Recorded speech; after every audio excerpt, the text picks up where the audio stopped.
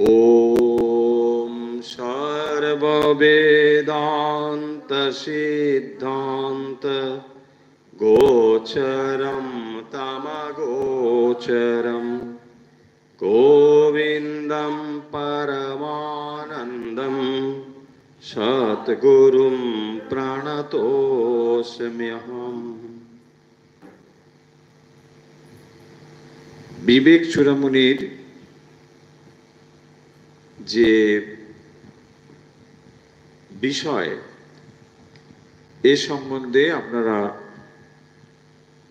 আশা করছি এতদিনে একটি পূর্ণ ধারণা করতে পেরেছেন। বিবেক চূড়ামণি আসলে বিচারের পথ।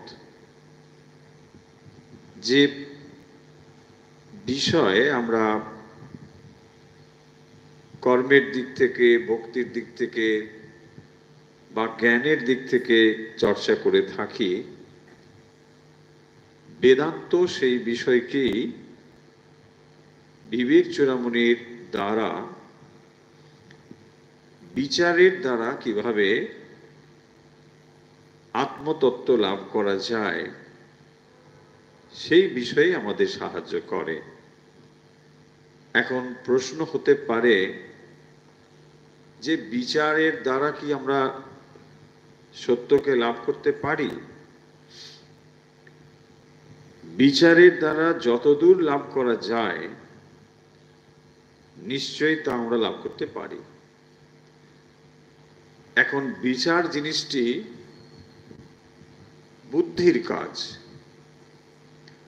কিন্তু বুদ্ধি দিয়ে সমস্ত কিছুকে জানা যাবে না, এটাও ঠিক। পাশাপাশি এটিও ঠিক যে বুদ্ধি ছাড়া আপনার কাছে অন্য আর কোনো বিষয় নেই। মানে সর্বোচ্চ যে বিষয়ের উপর আপনাকে নির্ভর করতে হয় সর্বদাই, তা হলো বুদ্ধি। কারণ আপনি যা কিছু করেন তা বুদ্ধির ওপরে নির্ভর করেই করেন। বুদ্ধির তারতম্য করতে পারে, কিন্তু সকলেই আপনাদের বিবেচনা বা বুদ্ধির ওপরেই যা কিছু করে। আপনি নানা কিছু শুনছেন, কেউ এটা বললো ওটা বললো, আপনি নিজেও পড়ছেন, তারপরে একটা ধারণা আপনি তৈরি করেন যে না, আমার এটা করা উচিত অথবা এটা উচিত নয়। তার মানে সর্বোচ্চ সিদ্ধান্তের জায়গাটি কিন্তু বুদ্ধি। ফলে এই বুদ্ধির দ্বারা যতদূর অগ্রসর হওয়া যায়, বিবেক চূড়ামণি কিন্তু আমাদের ঠিক ততদূর নিয়ে যায়।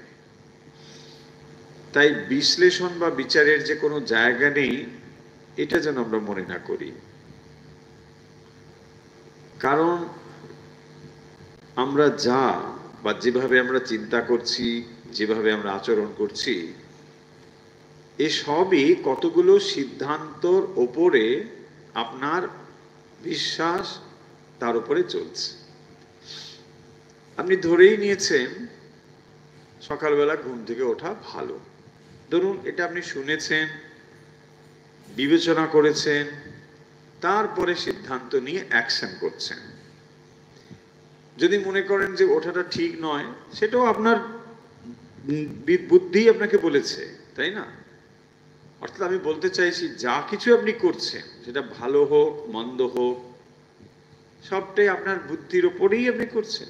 যদি মনে হয় যে না, এটা উঠে কিছু লাভ নেই বা এটা করে এমন কিছু লাভ নেই, সেটা আপনার বুদ্ধিই বলেছে আপনাকে।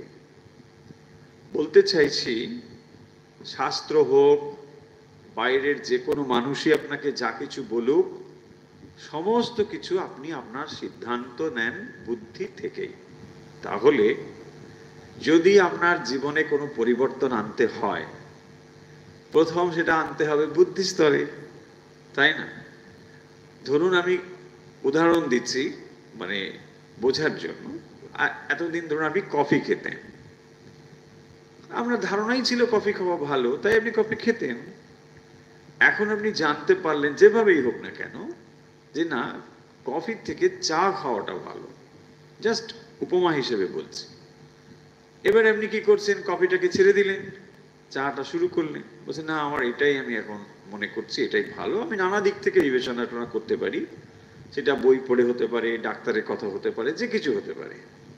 তার মানে দেখুন, অ্যাকশনটা চেঞ্জ হওয়ার একেবারে ভেতরের জায়গাটি হচ্ছে বুদ্ধি। বুদ্ধির স্তরে না পরিবর্তন হলে অ্যাকশনে পরিবর্তন হবে না।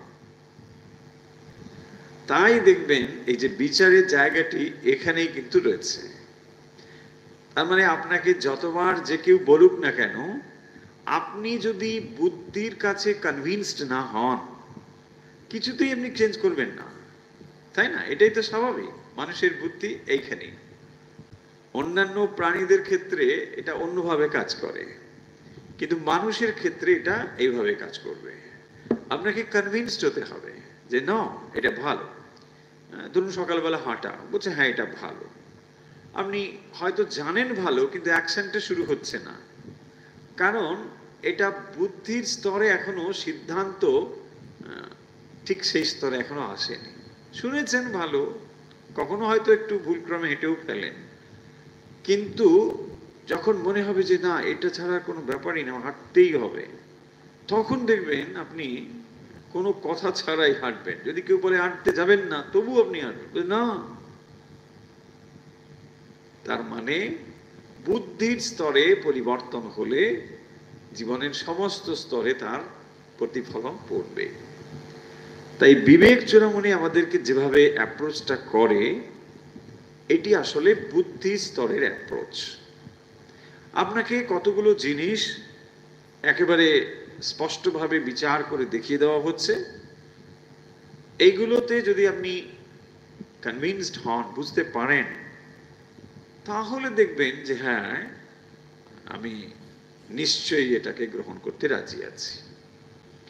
তারপরে আপনি হায়ার যে ট্রুথগুলো আছে সেগুলো সম্বন্ধে আপনার অনুসন্ধিৎসা, বিচার, চিন্তা, এগুলোকে কাজে লাগাবেন।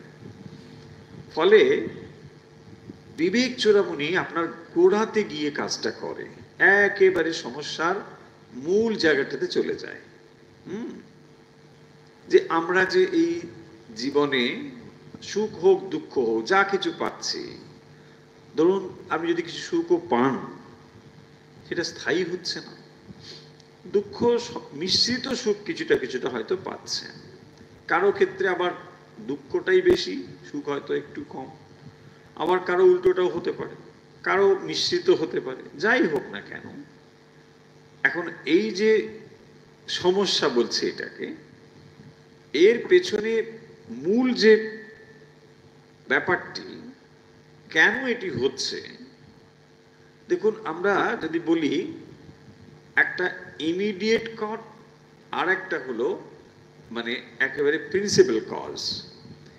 ইমিডিয়েট কজ অনেক কিছু হতে পারে, কিন্তু মূল জায়গাটিতে যেতে হবে।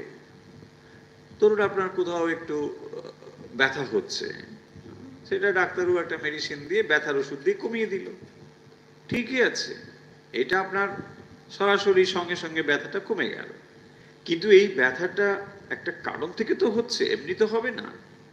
তাহলে ওই সমস্যার মূলে গিয়ে সমাধান করা, এটা একটা সমাধান হতে পারে। তাহলে এই সমাধানটা হবে তুলনামূলকভাবে পার্মানেন্ট সমাধান, পার্মানেন্ট সলিউশন। আর এই সমস্যাটা তাৎক্ষণিক একটা সমাধান হয়ে গেল। এখানেই এরা বিচার বিশ্লেষণ করে দেখেছেন যে জীবনের যে সমস্যাগুলো আমরা ফেস করছি, সকলেই করছি, এমনকি আচার্য শঙ্কর তিনিও জীবনকে দেখেছেন। তো এই যে গ্রন্থ রচনা করছেন, তিনিও জীবনকে দেখেছেন, ঘাত প্রতিঘাত, ভালো মন্দ, এগুলোকে তিনি দেখেছেন। দেখে তিনি এইটি সমাধান দিচ্ছেন যে সমস্যার মূলে তোমাকে যেতে হবে।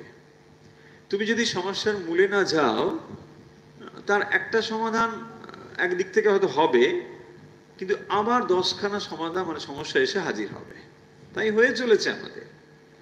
মানে আমরা অনেক সময় এরম করে বলি, ছাদে এক জায়গায় ফুটো, জল পড়লো, আপনি সেখানে খানিকটা কিছু দিয়ে বন্ধ করে দিলেন, আবার ওখান থেকে জল পড়ছে আরেকটা পাশে।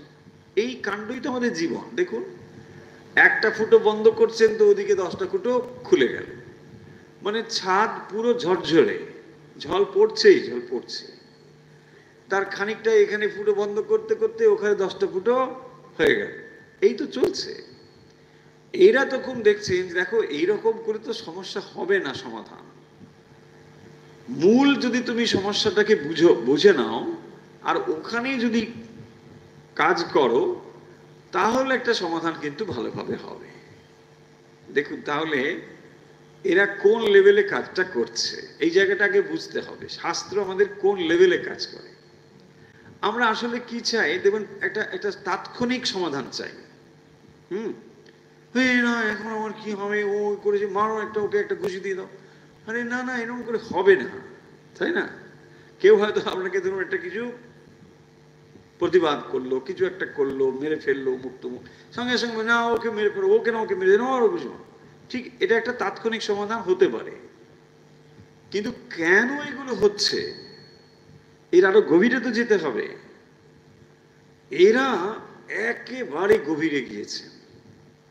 তাহলে যখনই আমরা কোনো জাগতিক সমাধানের কথা ভাবি, তখন সেটি আসলে তাৎক্ষণিক সমাধান।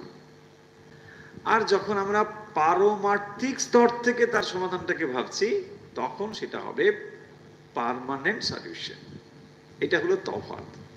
হ্যাঁ, এবার দেখুন আপনি কোন দিকে যাবেন। যদি বলেন না একটু ব্যথার ওষুধটা খেয়ে নি, ব্যথাটা একটু কমে যাক, তারপরে তখন বড় ডাক্তারবাবু দেখিয়ে ওটা সারাবো, ঠিক আছে, তাই যদি আপনার হয় তাই করুন। তার কারণ আপনার অন্তত বেসিক সমস্যাগুলো সমাধান হয়েছে বলে ধরে নিচ্ছি। এই জীবনে বেঁচে থাকার জন্য খাদ্য, বাসস্থান খানিকটা হলেও ঠিক আছে, ধরে নিচ্ছি আপনার খানিকটা শিক্ষা রয়েছে যার দ্বারা আপনি বিচার বিশ্লেষণগুলো করতে পারেন।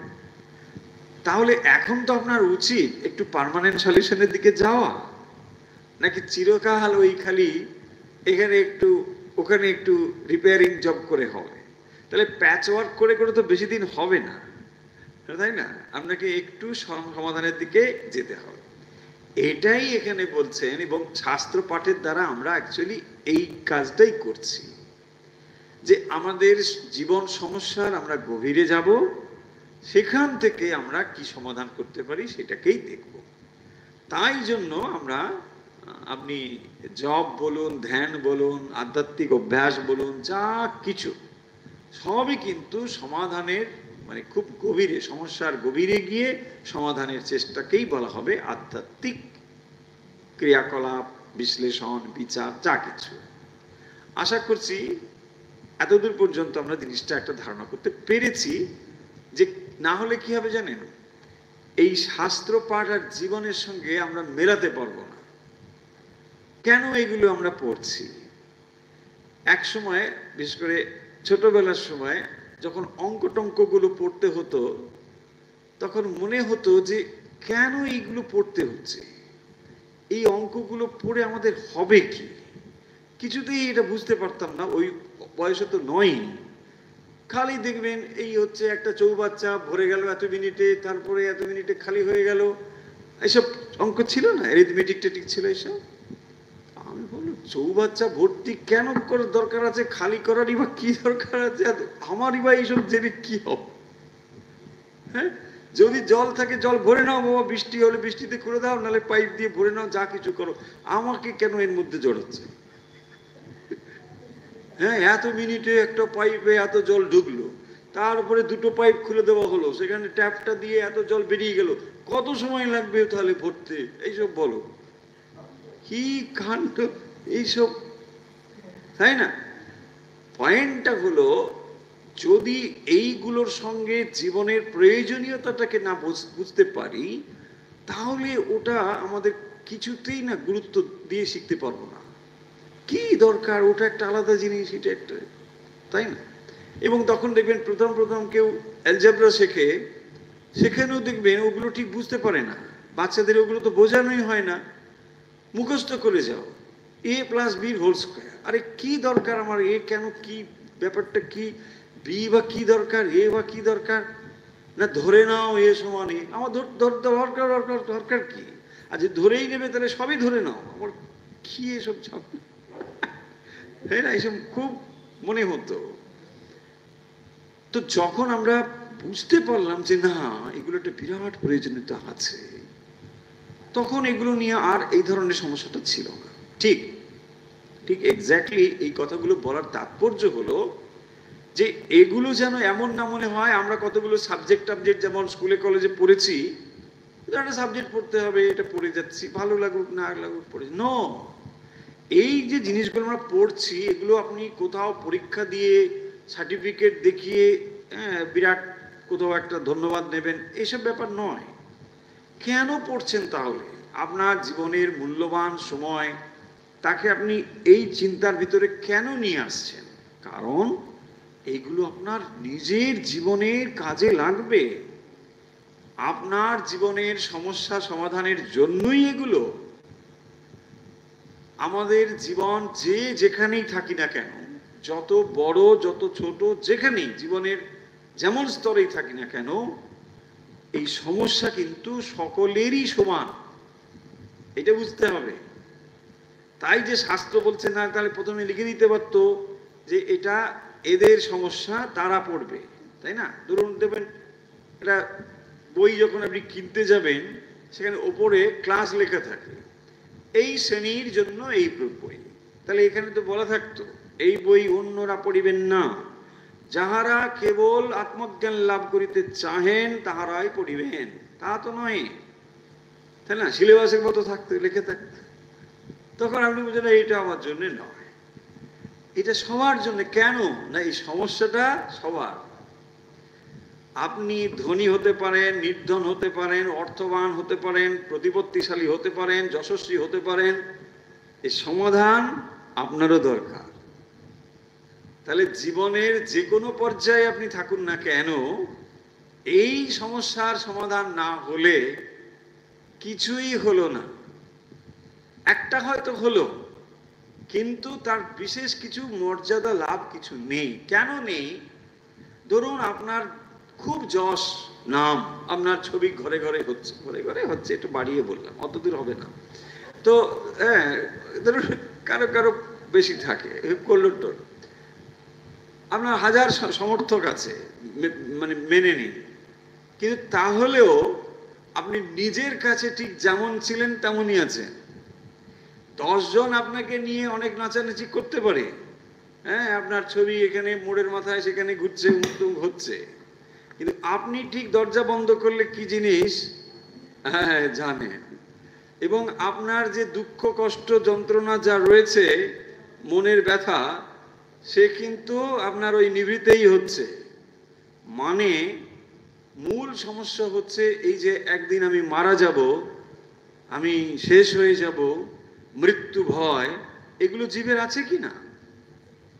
ধরুন আপনার ছবি মোড়ের মাথায় ওখানে যাই যেভাবেই ব্যবহার হোক না কেন, যদি হয়, আপনার কি মনে হবে যে না, আমি মৃত্যুহীন এক জীবন লাভ করেছি, হ্যাঁ, আর কোথাও না থাকুক, আমার ছবি মোড়ের মাথায় থাকবে? হতে পারে সেখানে পাখি টাকি কিছু করবে, কিন্তু এতে কি আপনার কিছু আনন্দ হবে? কিছুই আনন্দ। তার মানে যে পয়েন্টটা বলতে চাইছি, আপনি যদি এ পৃথিবীর সম্রাটও হন, বিরাট আপনি এত প্রতিপত্তিশালী একজন মানুষ, তবুও জানুন এই সমস্যার সমাধান আপনার না হলে আপনার ভয়, মৃত্যু ভয় সব আপনাকে গ্রাস করবে, বরং বেশি গ্রাস করবে।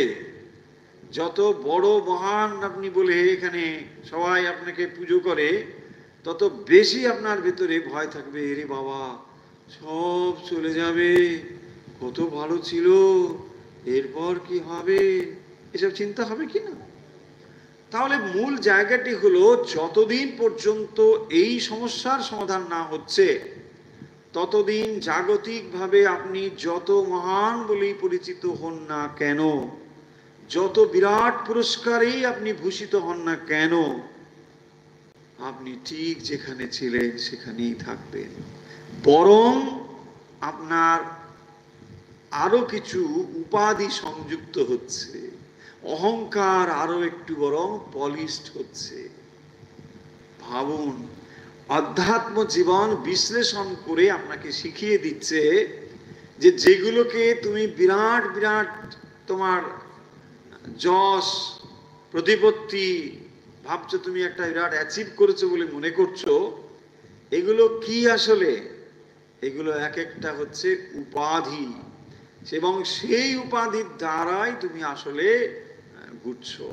উপাধি মানে এক ধরনের অহংকার, তাই না? ধরুন আজকে আপনি এই চেয়ারে বসছেন, কথার কথা, কালকে যদি আপনার বিরাট একটা সম্বর্ধনা কেউ দিয়ে, ধরুন বিরাট একটা আপনি হয়ে গেলেন, হ্যাঁ ইনি কাল থেকে অমুক শান্তি মন্ত্রী যন্ত্রী বা কিছু একটা হয়েছেন, ধরুন কথার কথা, তখন আপনাকে এই চেয়ার দেওয়া মানে আপনি অপমান বোধ করবেন।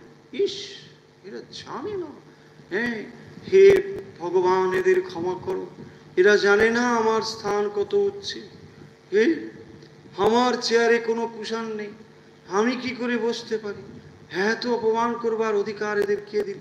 এইসব নানা কথা আসবে, তাই না?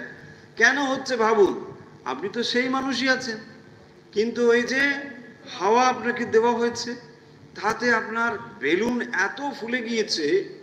হ্যাঁ এই হয়, কিন্তু মানুষের এই কাণ্ডই হয়।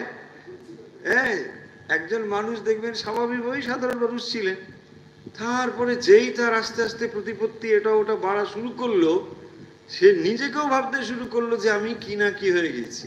বাস, তার সঙ্গে যদি কেউ একটু তো হ্যান্ডসারি, তুমি হ্যান্ডশেক করবে, এটা কি করে হতে পারে? তাহলে কি বলতে চাইছি এর দ্বারা এবারে চলে আসুন, অনেক এদিক ওদিক ঘোরা হয়েছে, এবার চলে আসুন মূল জায়গায়। মূল জায়গাতে এর আগের দিন যা পড়া হয়েছিল সেখানে আপনাদের একটু ধরিয়ে দিই, তাহলে বুঝতে পারবেন যে আমরা এত সময় যে কথা বললাম সেগুলি হ্যাঁ কিরকম। সেগুলো বলছিলেন এখানে 292 292 নম্বর শ্লোকে,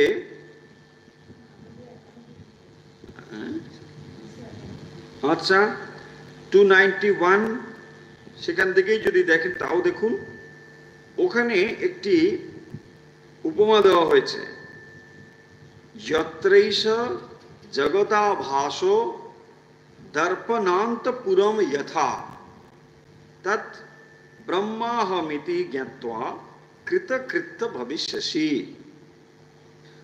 যথা দর্পণান্তপুরম বলছেন, দর্পণে একটা নগরের প্রতিবিম্ব যেরকম হয়, যত্র এষ জগৎ আভাস, যাতে এই জগৎ প্রতিভাসিত, তৎ ব্রহ্ম অহম ইতি জ্ঞাত্বা কৃতকৃত্য ভবিষ্যসি। তো বলছেন একটা আয়না, সেই আয়নার দিকে যখন আপনি দেখছেন, কি দেখছেন না, যা ওই আয়নার উপরে প্রতিবিম্বিত হচ্ছে আপনি সেটাকেই অবিকল তাই দেখছেন। কিরকম, ধরুন একটা লাল ফুল যদি আয়নার কাছে রাখা হয়, আয়নাটিকে আপনি লালই দেখছেন, ফুলটা সরিয়ে নিলে আয়নার কোনো রং নেই, তাহলে আয়নাটাকে লাল দেখছি কেন না, সেখানে একটা লাল ফুল রাখা হয়েছে। এখন বলছেন যে ঠিক সেই রকম ভাবে এই যে চৈতন্য, তার ওপরে জগৎ প্রতিবিম্বিত হয়েছে, চৈতন্যের ওপরে জগৎ প্রতিবিম্বিত হওয়ার ফলে আপনি কনফিউজড হয়ে যাচ্ছেন। কিরকম ভাবুন, দেখুন ভালো করে চিন্তা করুন, একটা জিনিস আয়না, একটা জিনিস ফুল, ফুলটা কিন্তু দূরে আছে, আয়নাটা অন্য জায়গায় আছে, তার প্রতিবিম্ব এসে পড়ছে আয়নাটায়। আপনি সহজেই এই দুটো জিনিসের মধ্যে কনফিউশন হচ্ছে না, তার কারণ দুটো আলাদা বুঝতে পারেন, ফুলটাকেও আপনি আলাদা জানেন, আয়নাটাকেও আলাদা জানেন, তাই আপনার কোনো কনফিউশন নেই।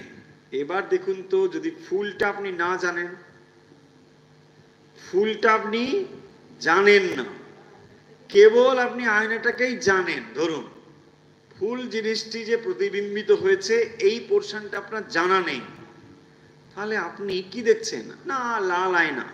কি দেখছেন? লাল আয়না। বলছে না, ওটা লাল নয়। এই কথাটা আপনি কিছুতেই বুঝতে পারবেন না। বলছে না, আর ওটা লাল নয়, ফুলটা লাল। আমি দেখলাম আয়নাটা লাল। হচ্ছে কি না? এই পুরো জিনিসটি আমাদের ভেতরে এইভাবেই ঘটছে।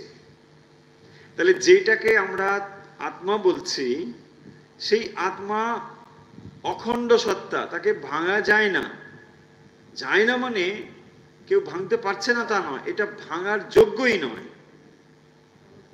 যে ধরুন এটা বড় কাউকে যদি দিয়ে দেওয়া হয়, পালোয়ান, সে ভেঙে দেবে। বলতে না, এটা ভাঙা যাবে না। কেন ভাঙা যাবে না? এটা অখণ্ড সত্তা। বলা হয়েছে যে আকাশকে যেমন বিভাজন করা যায় না, ঠিক সেরকম করে ভাঙা যাবে না। তাহলে ভাঙা যদি না যায়, এই যে আমরা জগৎকে দেখছি, আপনি জগৎকে দেখছেন, আমি জগৎকে দেখছি কোথায়? দেখো, আপনি যে জগৎকে দেখছেন, এই যে এটা ওটা ওটা দেখছেন, এটা প্রতিবিম্বিত কোথায় হচ্ছে? আপনি দ্রষ্টা, আপনার ভেতরে প্রতিবিম্বিত হচ্ছে। ভালো করে জিনিসটার মজাটা বুঝুন। কেন এই বিষয়টি এত মজার, এত এত গুরুত্ব আছে? এই যে বলছেন এটা পিলার, কে বলছে? আপনি তো বলছেন, তাই না?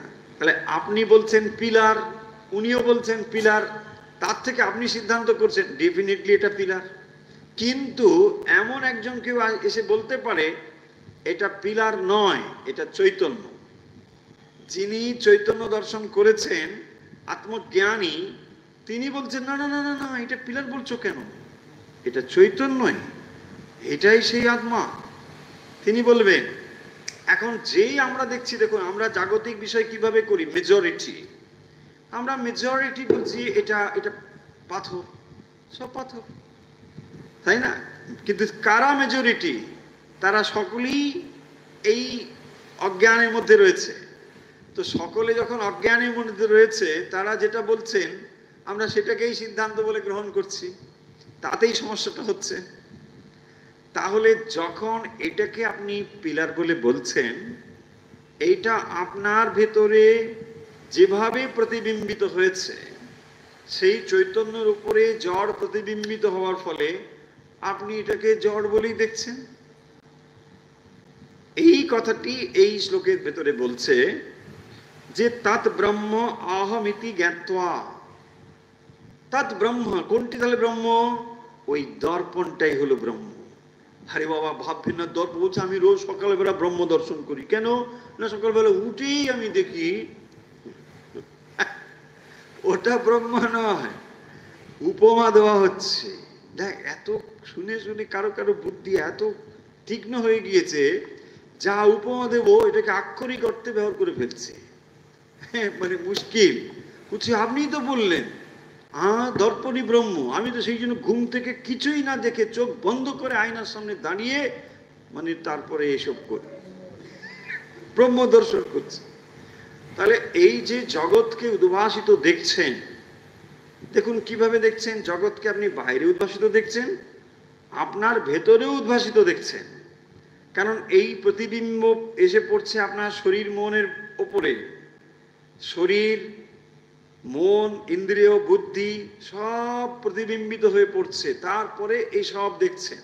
তাহলে অহং বৃত্তি আগে জাগছে, তারপরে এই বৃত্তিগুলো জাগছে। এই যে বাইরের যেগুলো, এই সমস্ত বৃত্তিগুলো যে জাগছে, তার কার উপরে জাগছে? সমস্ত বৃত্তি জাগবার নিশ্চয়ই একটি একটি বেসিক কিছু ব্যাপার রয়েছে। দেখুন, এই যে প্রতিবিম্ব শব্দটা বলা হচ্ছে, নিশ্চয়ই কোনো একটি সারফেসের ওপরেতে প্রতিবিম্ব হবে। সেটা জলে হোক, সেটা আয়নায় হোক, সেটা যেখানেই হোক। তাহলে একটা সারফেস লাগবে যার উপরে এটা হবে। ঠিক একই রকম ভাবে এই যে সারফেস যার ওপরে এই সব কিছু প্রতিবিম্বিত হয়েছে, সেটাই হচ্ছে ব্রহ্ম, সেটাই ব্রহ্ম। তাহলে যখন দেখুন, এবারে আপনি আয়নাটাকে যদি ফোকাস করতে চান, আয়নাটা আপনি কি দেখছেন? আপনি দাঁড়িয়েই আপনাকে দেখছেন। আমি দেখছি কি আয়না? আয়না তখন আর মনে পড়ছে না, আপনি নিজেকেই দেখছেন। ধরুন এত ভিভিড, এত স্পষ্ট, কি দেখছেন? বলছে না আমি আমাকেই দেখছি। বলছে না না না, আয়নার দিকে ফোকাস করো।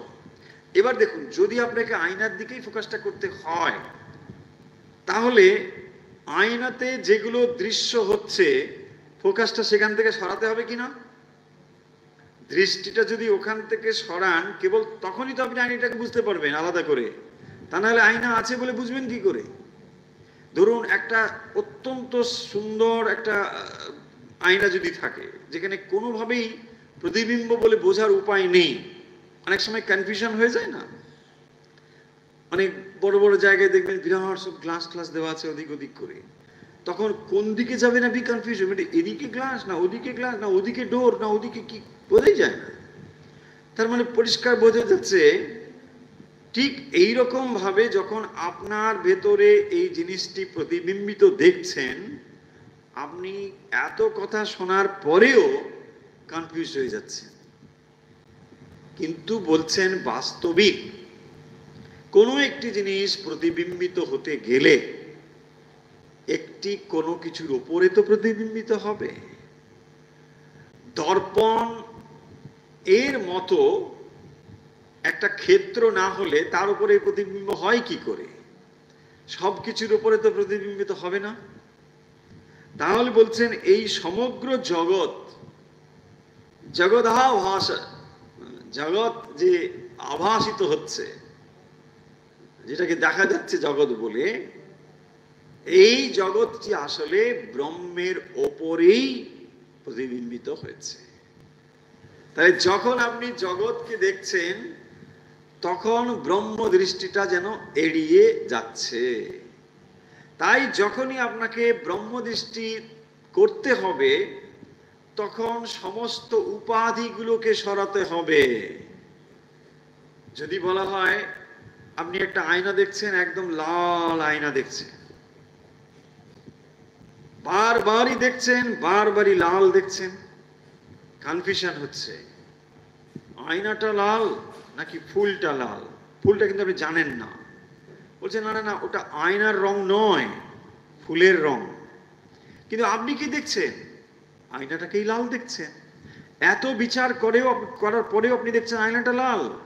এই লাল মানে কি? যত বাইরের প্রপার্টিগুলো সব যেন আত্মার উপর এসে পড়েছে। তাই আপনি কি ভাবছেন? আমি সুখী, আমি দুঃখী। এই সমস্ত হচ্ছে আত্মার উপরে আরোপিত প্রপার্টি, কোনোটাই আত্মার নয়। ভাবুন, আয়না তো আয়নাই, সেটা লাল কি নীল কি কোনো কিছু নয়। আত্মা তো আত্মাই, কিন্তু তার উপরে এইগুলো এসে পড়ছে। তাই আপনি কি করছেন? এই একটা উপাধি সংযুক্ত হচ্ছে। আপনাকে যখন বলা হচ্ছে আপনি কে, আমি অমুক শ্রীমতী, কেন?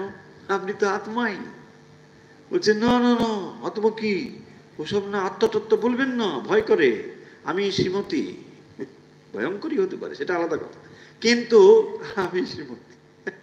হ্যাঁ, তার মানে দেখুন ওটা একটা উপাধি। তাহলে যত রকম উপাধি সংযুক্ত করে আপনি নিজেকে যখন দেখছেন, তখন দর্পণের ভূমিকাটা আপনি ভুলে যাচ্ছেন। বারবার এই কনফিউশন হচ্ছে, বারবার এই কনফিউশন হচ্ছে। সেই জন্য আপনাকে এখন বলছেন যে আত্মা সমস্ত উপাধি বর্জিত। এই যে আগের শ্লোকগুলো বলা হয়েছিল, সেখানে কি বলা হচ্ছিল? যে তুমি কিভাবে চিন্তা করো, স্বাধ্যাস অপনয়ম কুরু, স্ব অধ্যাস অপনয়ম কুরু। নিজের প্রতি যে এই যে নিজের অধ্যাস, নিজে অধ্যস্ত হয়েছেন, কারণ নিজের সম্বন্ধে নিজের ভ্রান্ত ধারণা তৈরি হয়েছে। কিন্তু দেখুন, এই ভ্রান্ত ধারণা যেমনই হোক না কেন, একটা স্বচ্ছ তফাৎ রয়েছে। যখন একটা আয়নাকে আপনি লাল দেখছেন, আয়নার কোনো প্রপার্টি নয় ওটা, ওটা ফুলের বা অন্য কোনো বস্তুর। তাহলে একটা স্পষ্ট ব্যবধান রয়েছে। এই ব্যবধানটাকে যদি আপনি জেনে যান, তাহলে আপনার আর দুঃখের কোনো কারণ নেই। দেখুন, ষষ্ঠ এত মানে সুস্পষ্টভাবে জিনিসটি বলা হচ্ছে। একবার ধারণা করুন, তাহলে বুঝতে পারবেন যে কি ব্যাপারটা ঘটছে। যেহেতু এই শরীর মন এর সঙ্গে আমরা সংযুক্ত হয়ে নিজেকে আমি আমি করছি, সমস্ত উপাধি এখান থেকেই তৈরি হচ্ছে, সেলফ ডিলিউশন এখান থেকেই তৈরি হচ্ছে। এইটাকে একবার যদি আপনি বুঝতে পারেন যে দুটোর মধ্যে বিরাট তফাৎ আছে, ফুলটা একটা আলাদা জিনিস, দর্পণ একটা আলাদা জিনিস, তার উপরে প্রতিবিম্বিত হয়েছে বলে আমি কনফিউজড হয়ে যাচ্ছি, আমি ভাবছি আয়নাটাই লাল। নো, কোনোদিন নয়। এইটিকেই আপনাকে এখন আবিষ্কার করতে হবে। হ্যাঁ, এটাকে বিচার করে করে জানতে হবে। অন্তত বুদ্ধি দিয়ে তো আপনি বুঝতে পারছেন দুটোর মধ্যে একটা তফাৎ আছে। সেই প্রতিবিম্বিত হওয়ার ফলে, প্রতিবিম্ব এখানে পড়বার ফলে আমি নিজেকে সুখী দুঃখী যা কিছু ভাবছি। আর যেমন যেমন আপনি নিজেকে অধ্যস্ত করে উপাধি সংযুক্ত করছেন, আপনার ব্যবহারও তাই হচ্ছে। তাহলে সব কিছু নির্ভর করছে উপাধির উপরে, তাই না? যখন আপনি নিজেকে মা বলে ভাবছেন, দেখুন আপনার সুখ অথবা দুঃখ মাতৃত্বের দিক দিকে প্রকাশিত হচ্ছে। মা হিসেবে আপনার আনন্দ থাকতে পারে, দুঃখ থাকতে পারে, যা কিছু থাকুক। তাহলে যদি আপনি বলেন যে আমার সুখ এবং দুঃখ এটাকে আমি ত্যাগ করতে চাই, তাহলে আগে আপনাকে উপাধিটা ত্যাগ করতে হবে, তা নাহলে হবে না। তা দেখুন, মা হিসেবে আপনি আপনার ভালো অথবা মন্দকে কিছুতেই এড়াতে পারবেন না। হ্যাঁ, এটা আছে। ধরুন স্ত্রী হিসেবে বা স্বামী হিসেবে তার কর্তব্য দায়িত্ব ভালো মন্দ থাকতে পারে, নিশ্চয়ই রয়েছে। এখন এইগুলো ধর আমি সবসময় ভাবছি আমি স্বামী, আমি স্ত্রী, আর তার বিপরীতে যে কর্তব্য দায়িত্ব সুখ অথবা দুঃখ, এটাকে আমি পরিহার করব কি করে? তার মানে আমাকে এটা বুঝতে হবে আমি ভূমিকা পালন করছি স্ত্রী পুরুষ মা বাবা যাই কিছু, এটা আমার ব্যবহারিক ভাবে, কিন্তু পারমার্থিক ভাবে আমি স্ত্রী পুরুষ এগুলো থেকে পৃথক, সম্পূর্ণ আলাদা। এই জায়গা যদি না আমরা পৌঁছতে পারি, তাহলে এই দুটো ব্যবধান কিছুতেই বুঝতে পারবো না। বিবেক চূড়ামণি আমাদেরকে ওই বিচার বিশ্লেষণ করে ওই জায়গাটা নিয়ে যাচ্ছে। যে অন্তত বুদ্ধি দিয়ে তুমি বুঝে নাও, তুমি যে এই দুটোর মধ্যে জড়িয়ে দুঃখটা পাচ্ছ, এখান থেকে বেরিয়ে আসবার একটা স্পষ্ট রাস্তা রয়েছে। তুমি একবার সচেতন হও, একবার সেটা নিয়ে ভাবো, তাহলে হবে। সেই জন্যে আগের সূত্রগুলোতে মানে শ্লোকগুলোতে বলা হয়েছিল যে স্বাধ্যাস অপনয়ম পুরো স্ব অধ্যাস। অধ্যাস কাকে বলে? সত্য বস্তুকে মিথ্যা মানে জিনিস রূপে জানার নামই হলো অধ্যাস। যে জিনিসটি যা নয় তাকে তা বলে জানছি। কিরকম না, এই যে শরীর মন বুদ্ধি, এটা আসলে জড় বস্তু, এটা কোনো চেতন বস্তু নয়, অথচ এটাকে আমি বলে ভাবছি। দেখুন, এইটাই হচ্ছে সব থেকে মানে একদম মূল যে অজ্ঞান, এটা হচ্ছে মূল অজ্ঞান। সমস্ত দুঃখের হেতু হলো এইটাই। এই জায়গাটি থেকে বেরোতে হবে। আগেও বলেছি, দেখুন আপনার মনে প্রশ্ন হবে, আচ্ছা আমি যদি কোনোভাবে ভাবি যে এই দেহটা আমি নই, দেখুন এটাকে ভুল বুঝবেন না যে তাহলে দেহটা আমি নই মানে দেহটাকে আমি তাহলে ফেলে দিই। নো, দেহটাতে থেকেই আপনাকে এই তত্ত্ব জানতে হবে। দেহ ছাড়াও আপনি এই তত্ত্বকে জানবার কোনো রাস্তা পাবেন না। কিন্তু আমার এটাও ঠিক, দেহটাও আমি নয়। দেহটা আপনার ব্যবহার করার একটা জিনিস, এটা ঠিক, কিন্তু দেহটা আপনি নয়। কি রকম? প্রশ্ন হবে যে যদি দেহটা আমি নই, তাহলে আমি এই দেহটাকে ব্যবহার করতে পারবো কিনা? প্রশ্ন একটা আসতে পারে না? যে ধরুন আমি বুঝলাম, আমি কোনোভাবে হয়তো চিন্তা করছি, বুঝলাম মানে এটা অত সহজ নয় যে আমি মনে মনে ভাবছি, ধরুন আমি এই শরীরটা আমি নই, ঠিক, আমার শরীর যন্ত্রটা কাজ করবে তো, এটা অন্যরকম ভাবে কাজ করবেন, তা সমস্যা হয়ে যাবে না তো? একদম হবে না, কোনোভাবে কনফিউশন হবে না, একদম হবে না। কিরকম দেখুন, বড্ড ডিস্টার্ব হচ্ছে। কিরকম না, যখন আপনি রাত্রে ঘুমিয়ে যাচ্ছেন, তখন কি আপনার এই দেহটা আমার বলে বোধ আছে? নেই। কিন্তু দেখুন, তখনও দেহটা সুন্দরভাবে কাজ করছে, সুন্দর কাজ করছে। আপনি তো খাবার দাবার খেয়ে ঘুমিয়ে পড়লেন, হজম করার জন্য যা যা কাজ, রক্ত ঠিকঠাক জায়গায় নিয়ে যাওয়ার কাজ, রিপেয়ারিং এর কাজ, হ্যাঁ, শ্বাস বায়ু এখানে ওখানে নিয়ে যাওয়ার কাজ, কত কাজ চলছে ওখানে, বিশাল কাজ চলছে, তাই না? এক একটা ছোট ছোট কোষের মধ্যে এইসব নিয়ে যাচ্ছেন, সাপ্লায়ার টাপ্লায়ার সব যাচ্ছেন। কি নিয়ে যাচ্ছে ভাই? অক্সিজেন নিয়ে যাচ্ছে, চলো চলো চলো। কি যাচ্ছে? মানে কার্বন ডাই ওরা কাজ করছে, সাপ্লায়ার টাপ্লায়ার যাচ্ছে, তাই না? রক্ত সে যাচ্ছে।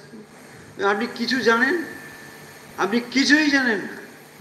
যখন আপনি ঘুমিয়ে যাচ্ছেন, একদম সাউন্ড স্লিপে আছেন, এই যে এত কাণ্ড আপনার দেহের মধ্যে ঘটছে, তার কোনোটাই আপনার জানা নেই। এই দেহটা তখন আমার, আমি, এই জগৎ, কোনো বোধই নেই। তা না থাকা সত্ত্বেও দেহ কাজ করছে কি না, এখান থেকেই তো বোঝা যায় আত্মবোধ দেহতে না থাকলেও দেহ কাজ করবে। অনেক সময় এই কনফিউশন হয় বলে এটা ক্লিয়ার করে দিচ্ছি। যদি আমার দেহ বোধটা চলে যায়, তাহলে আমি নির্বোধ হয়ে যাবো না তো?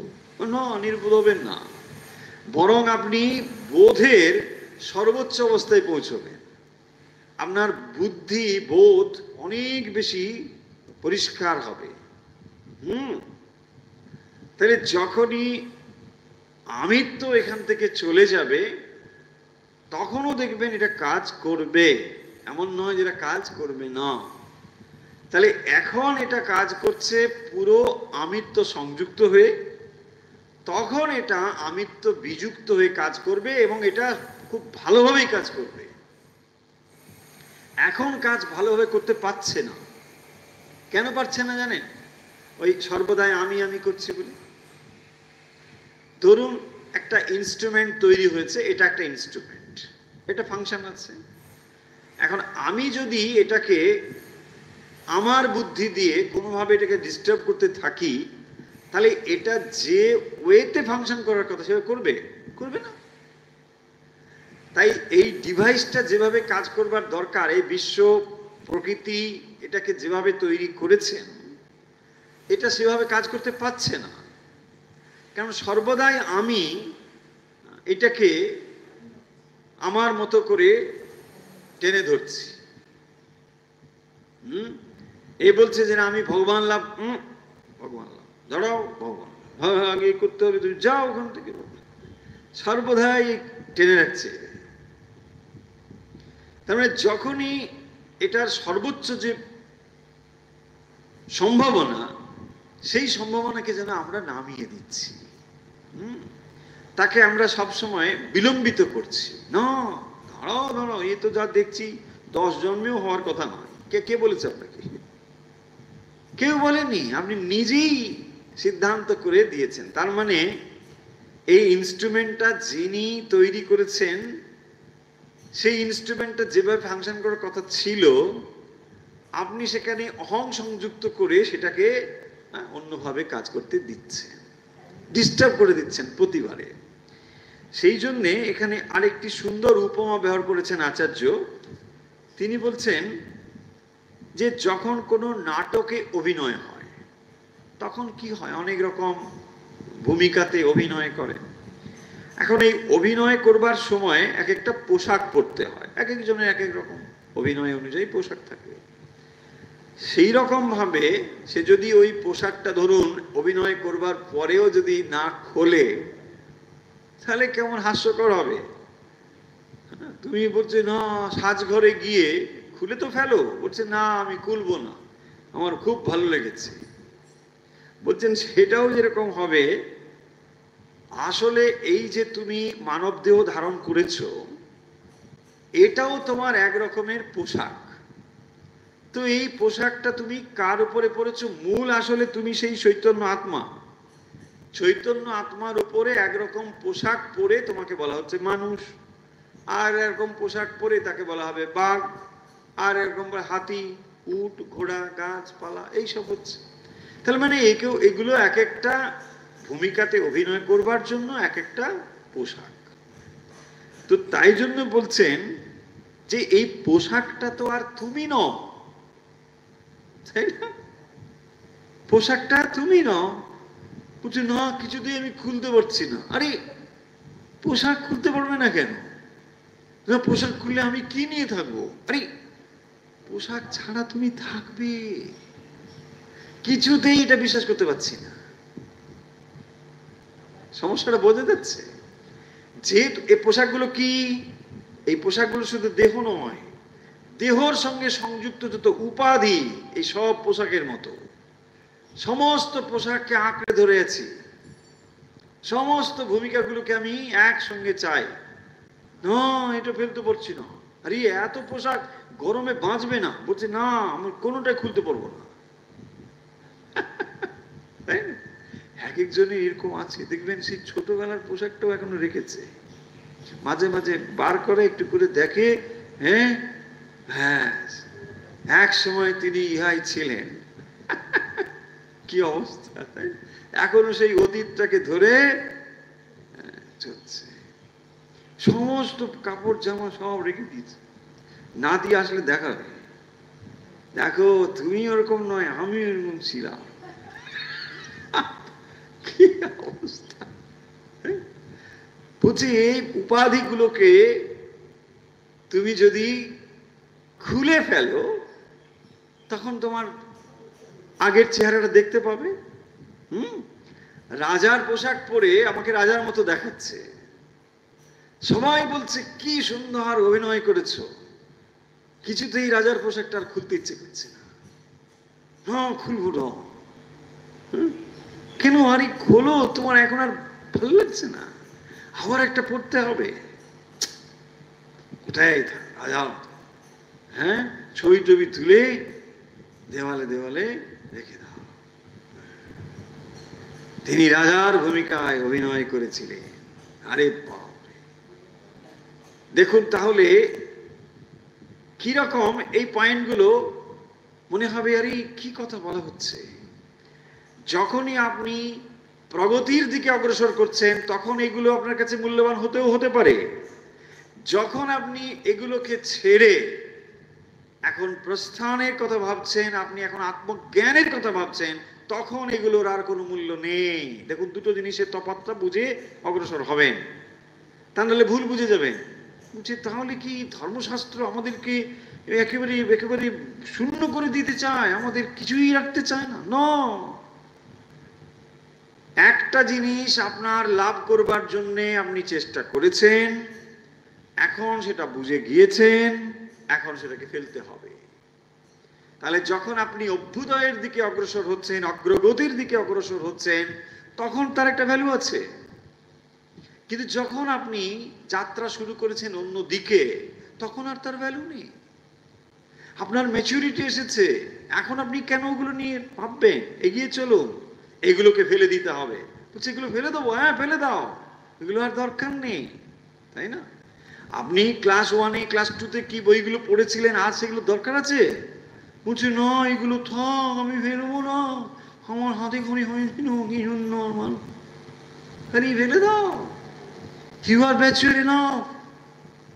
তাহলে ওগুলো একসময় দরকার ছিল, আর দরকার নেই। তাহলে ভাবুন দুটোর মধ্যে তফাৎটা কোথায়। যখন একজন অগ্রগতির দিকে এগোচ্ছে, একটা ছাত্র ধরুন, সে পড়াশোনা করছে, এগিয়ে চলছে, সামনে তার পৃথিবী, অনেক স্বপ্ন, আমি মুখ করবো, চলো তোমাকে তাই করতে হবে। যখন আপনি দেখছেন যে না, এগুলো দিয়ে আমার কিছু হবে না, আমি বুঝে গেছি, আমাকে আত্মজ্ঞানে লাভের দিকে যেতে হবে, হ্যাঁ, তখনই শাস্ত্র বলছে এসো, যেগুলোকে তুমি মূল্যবান বলেছিলে আগে এগুলোকে ফেলো, ফেলে দাও, ওগুলো দরকার নেই আর। বলছে না, আমি ওগুলোকে ফেলতে পারবো না, চলো তাহলে মরো, তাই না? আমরা পোল ভল্টের কথা বলেছি। পোল নিয়ে যখন আপনি একটা লাঠির উপরে চাপ দিয়ে একটা ভোল্ট দিতে হয়, আর একটা গিয়ে উপরে পড়বে।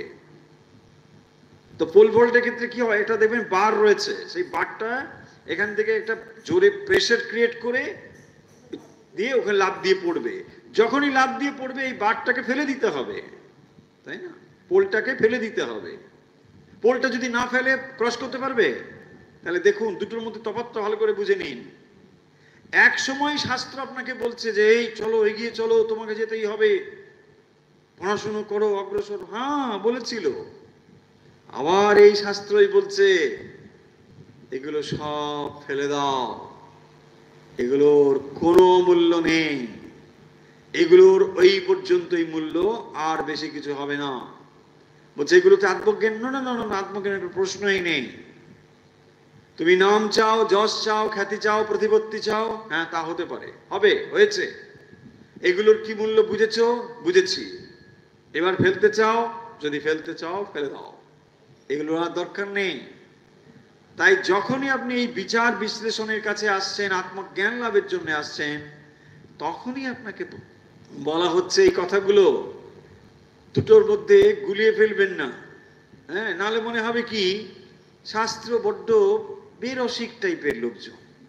আরে আমি একটু মজা করব, আনন্দ করব, হ্যাঁ আনন্দ অনেক হয়েছে, এখনো যদি মনে করো ওই আনন্দ নিয়ে থাকবে, তাহলে ওই ধুলো খেলা নিয়ে বেঁধে থাকো। হ্যাঁ, দিন চলে যাচ্ছে, সব শেষ হয়ে যাচ্ছে, না এখন কি ভালো থাকো, কি ভালো করো। হ্যাঁ, সেই জন্য বলছেন এই উপাধিগুলোই তো তোমার যত নষ্টের গোড়া, এই উপাধিগুলোই তো। ভাবুন তো, উপাধিগুলো আপনার মনে ছাড়া আর কোথায় আছে? যত রকম উপাধি সব আপনার মনে ছাড়া আর কোথাও নেই। ভাবুন, কালকেই ধরুন আপনাকে বলা হচ্ছে আপনি একটা বিরাট কেউ হয়েছে, ধরুন অমুক জায়গায় তুমুক হয়েছে, আপনার কি হলো? আপনার মনই কেবল জানলো যে আমি অমুক জায়গায় তুমুক হয়েছি, এছাড়া তো কিছু নেই। আপনি যেমন মানুষ ছিলেন তেমন, দুটো চোখ, দুটো কান, চারটে মাথা, চারটে মাথা দূর, তা না, একটাই মাথা। হ্যাঁ, মাথা মানে হচ্ছে স্কিল। এই যে দশানন বলা হয় না, 10টা মাথা মানে কি, একজন মানুষ 10 জনের মতো ক্ষমতা ধরে। তাহলে মাথা মানে হচ্ছে ওটে। যাই হোক, তো যখন এই যে এত কিছু ব্যাপার, তা আপনার মনের ক্ষেত্রে আপনি তো যা আছেন তাই আছেন, তাই না? এই সবই তো আপনার মনের খেলা, আর কি বলুন তো, আর কিচ্ছু নেই। আপনি যেদিন কোনো একটা জীবনের পর্যায়ে গিয়ে পৌঁছেছে, ধরুন আপনি একদিন বিবাহ আপনার হলো, কি ছিল, আপনি তার আগেও যেমন মানুষ ছিলেন, পরের দিনও ঠিক সেই মানুষটাই তো আছে। বিবাহ নামক একটা ঘটনা হয়তো ঘটেছে, তাতে আপনার কি হয়ে গেল? আপনার মনটা যা ছিল তাই ছিল, বুঝুন না আজ থেকে আমার কিছুই আজ থেকে না, সেই মনটাই তো। তারপর দিন আপনি ধরুন একটা জায়গায় ম্যানেজার হয়েছেন, কথার কথা, আচ্ছা হলেন ম্যানেজার, কি হলো? আপনাকে ফুলের মালা দিচ্ছে, এগুলো সব বাইরের ব্যাপার, কিন্তু আপনার মনের ক্ষেত্রে আপনি যেমন আছেন তেমনই তো আছেন। মূল পয়েন্ট যেটা বলতে চাই, সমস্ত উপাধি আপনার মনেই, আর কিছু নেই।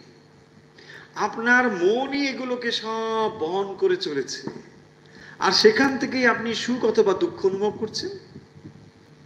যদি সেটি সুখকর ঘটনা হয়, আপনি সেটাকে মনের মধ্যে নিয়ে এসে মনে মনে একটা সুখ স্বপ্ন দেখছেন, আর তাতেই তৃপ্তি পাচ্ছেন। Once upon A time there was a king, ব্যাস এই হয়ে গেল। হ্যাঁ, আর কিছু যাওয়ার সময় আপনার মনে পড়ছে, এই এই বিল্ডিং এ একসময় আমি ভাড়া থাকতাম, বা ওইখানে এইটা করতাম, আরে ওটা কি হয়েছে? বলতে না ওখানে আর কিছু নেই, এখন শপিং মল হয়েছে। হয়েছে তো হয়েছে, সো হোয়াট? কেউ কিছু জানে না, আপনি ওটা ক্যারি করে যাচ্ছেন মনে। ভাবুন, তাহলে আপনার মনেই ঢেউ উঠছে। এইখানে সেই ব্যাংক ছিল, এই ব্যাংকে আমি ম্যানেজার ছিলাম, আরে ছিল তো ছিল, কে বহন করে যাচ্ছে? কেউ মনে আছে এগুলো? তাই না? বলছে আমি না অমুক অফিসের তুমুক ছিলাম, আরে ছিলে ছিলে, এখন ওই অফিসে যাও কেউ তোমাকে চিনবেই না,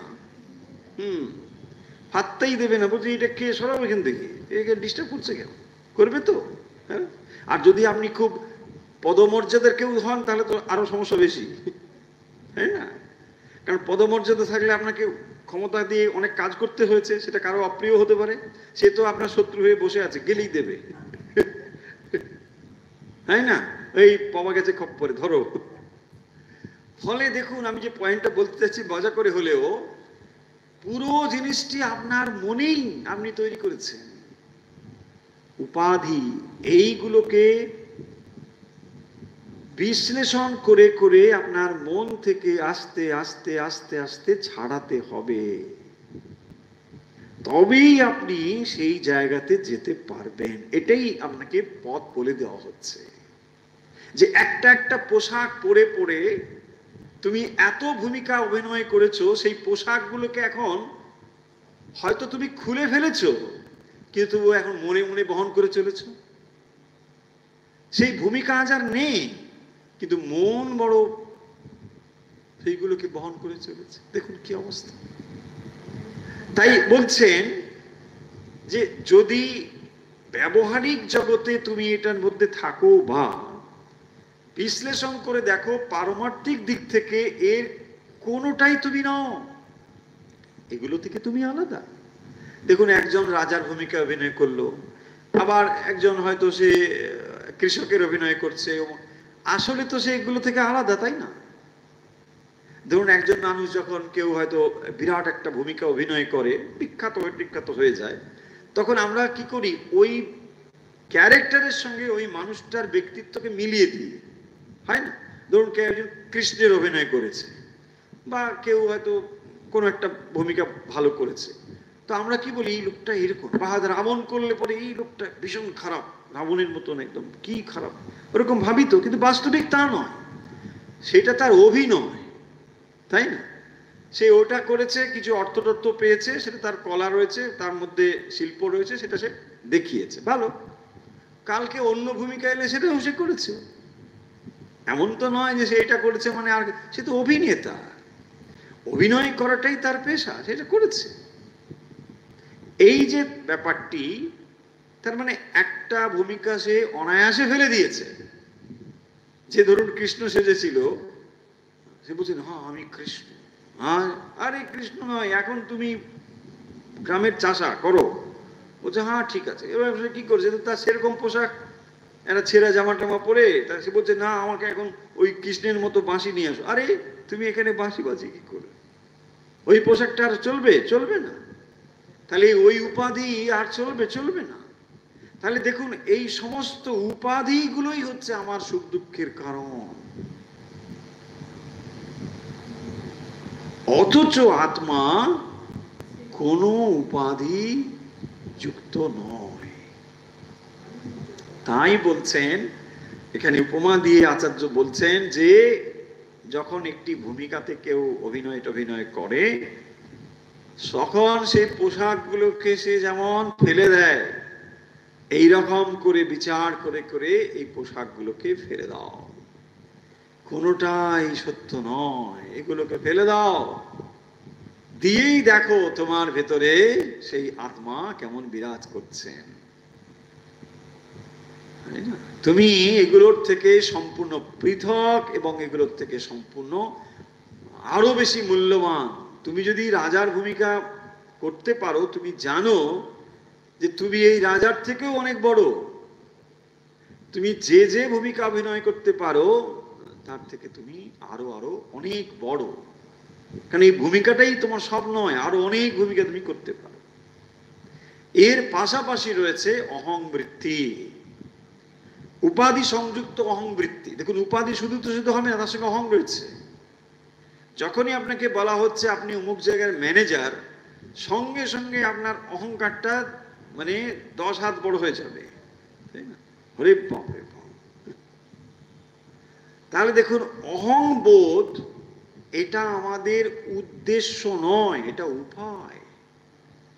অহংবোধ একটি উপায়, তার দ্বারা আমরা এই পোশাকগুলোকে বিচার করে করে সরিয়ে দিয়ে মূল লক্ষ্যে পৌঁছতে পারি, সেটাই হচ্ছে উদ্দেশ্য। তাহলে অহংবোধ সকলের ভিতরে রয়েছে, উপাধি সংযুক্ত হয়েছে অহংবোধ, এইটা আমাদের উদ্দেশ্য নয়, এটা উপায়। পরিষ্কার হয়েছে জিনিসগুলো? এইভাবে একটির পর একটি বিচারের দ্বারাই কিন্তু আমরা মানে আমাদের ভেতরে যে এইসব নানা রকম বিপরীত ধারণাগুলো রয়েছে সেই ধারণা থেকে আমরা মুক্ত হয়ে যাব।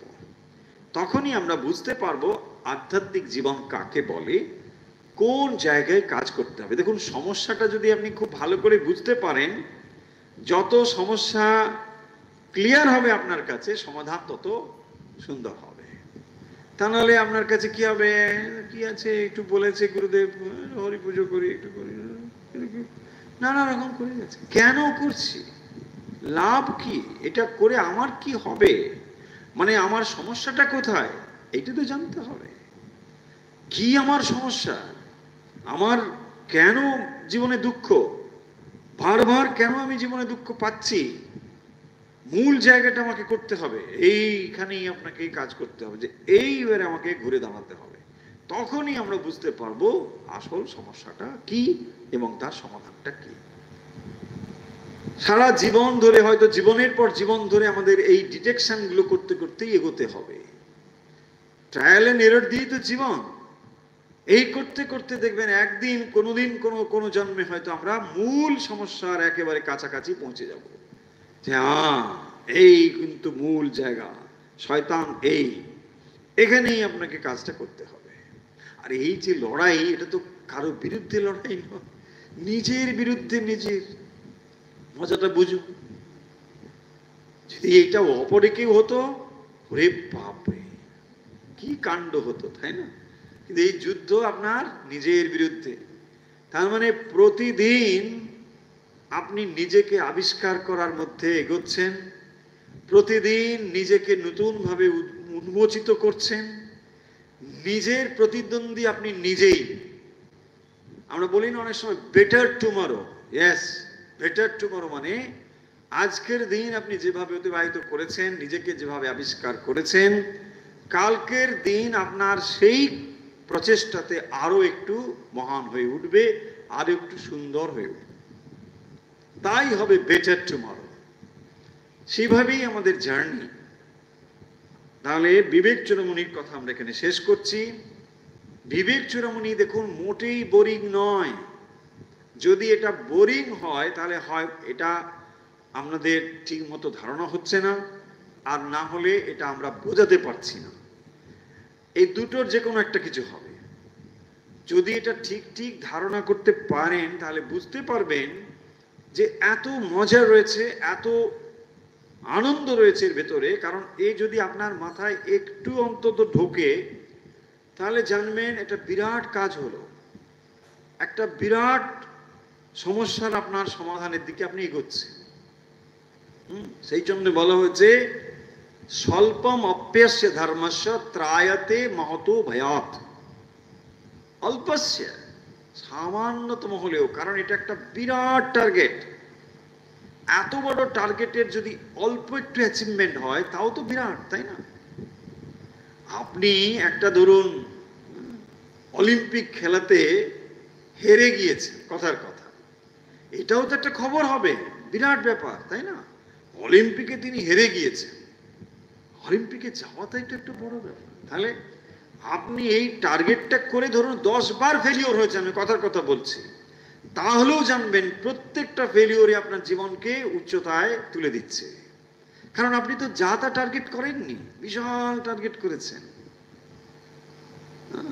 আপনি পারতেন ধরুন এসব না চিন্তা ভাবনা করে আলিস্যি করে সময় কাটিয়ে দিতে পারতেন। বলছেন না না না না না, এই যে আপনি জেগে উঠেছেন, এই যে আপনার ভেতরে জানবার ইচ্ছে হয়েছে, না না একটা মনে হয় কিছু হারিয়ে যাচ্ছি, সময়টা বোধহয় চলে যাচ্ছে, বোধহয় আর একটা কিছু করা যেতে পারতো। ইয়েস, এটাই তো আপনাকে জাগিয়ে দেবে, আপনার ভেতরে সেই আত্মশক্তিকে জাগাতে এটাই তো আপনাকে অগ্রসর করবে, যে চলো এগিয়ে চলো। কারণ এই সুযোগ সম্ভাবনা সবসময় আসবে না, কতদিন আর ঘুমাবে, তখন তো এই জিনিসটা আসবে, তাই না? তাহলে চলুন আজকের কথায় কথায় অনেক কথা হয়ে গেল।